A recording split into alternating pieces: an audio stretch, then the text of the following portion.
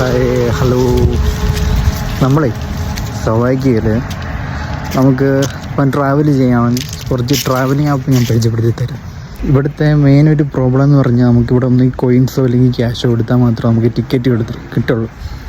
അതുമാത്രമല്ല, നമ്മളിപ്പം ബാക്കിയുള്ള കൺട്രികളിൽ എങ്ങനെയാണെന്ന് എനിക്കറിയാം. ഞാൻ നേരത്തെ ഹംഗറിയിലാണ് നിന്നത്. അവിടെ എന്ന് പറഞ്ഞാൽ നമുക്ക് ഡിജിറ്റലി പേയ്മെൻറ്റ് ചെയ്യുക, സ്വൈപ്പ് ചെയ്ത് ടിക്കറ്റ് എടുക്കാമായിരുന്നു.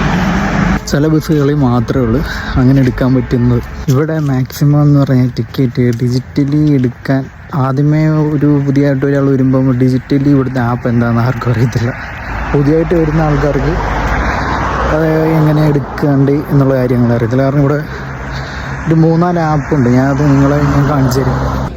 കറൻ്റ്ലി സൗഭാഗ്യയിൽ അവൈലബിൾ ആയിട്ടുള്ള 3 ആപ്പാണിത്. ഡിം വോൾകോം, IDSKBK, CP. ഈ 3 ആപ്പാണ് ഇവിടുത്തെ അത്യാവശ്യം കോമൺലി യൂസ് ചെയ്യുന്നത്. ഈ CP അത്യാവശ്യം നല്ല കപ്പാസിറ്റി പറ്റി ഡീറ്റെയിൽസ് കാണും. ഞാൻ ഇപ്പം ബ്ലാറ്റിയിലാണ് നിൽക്കുന്നത്. എനിക്ക് പോകേണ്ടത് നിത്രയിലോട്ടാണ്. ഇപ്പം ബ്ലാറ്റിൽ നിന്ന് നിത്രയിലോട്ടുള്ള ഡിജിറ്റലി ടിക്കറ്റിൻ്റെ റേറ്റും 7 യൂറോയാണ്. നമ്മളിപ്പം ക്യാഷ് കൊടുത്തിട്ട് ബ്ലാറ്റിൽ നിന്ന് നിത്രയിലോട്ട് പോകുമ്പോൾ 7 യൂറോയാണ് നമ്മൾ കൊടുക്കുന്നത്. അപ്പോൾ ഇതിൻ്റെ അകത്ത് ഒരു ഓപ്ഷൻ കൂടെ ഉണ്ട്, റിട്ടേൺ ടിക്കറ്റും കൂടെ നമുക്കിപ്പം തന്നെ എടുക്കാൻ പറ്റും.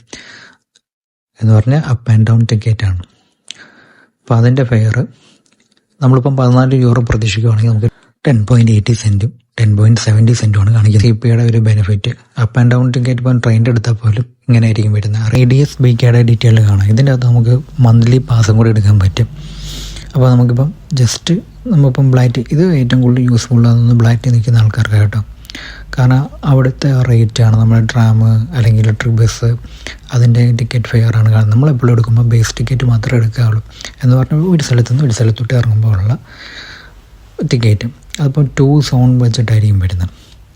ഇതിപ്പം വരുന്ന ട്രാവലിംഗ് കാർഡ് മന്ത്ലി പാസിൻ്റെ, അത് നമുക്ക് എവിടുന്ന് ഏതാണ് നമ്മുടെ ലൊക്കേഷൻ, ഏതൊക്കെ സോണിലോട്ട് പോകണം, ഇതിൻ്റെ ഡീറ്റെയിൽ എല്ലാം നിങ്ങൾ ടൈപ്പ് ചെയ്യുക. ആ സ്പോട്ടിൽ തന്നെ, ഓൺ ദി സ്പോട്ടിൽ തന്നെ നിങ്ങൾക്ക് കാർഡ് കിട്ടുന്നത്. എന്നെ ബേസ് ചെയ്ത് ഞാൻ പറയുകയാണെങ്കിൽ എനിക്ക് ട്രാവലിംഗ് കാറിൻ്റെ ആവശ്യം വരുന്നില്ല. കാരണം ഞാൻ ആഴ്ചയിൽ 1-2 ദിവസം മാത്രമേ ഞാൻ പുറത്തോട്ട് ഇറങ്ങുന്ന ഒരാൾ.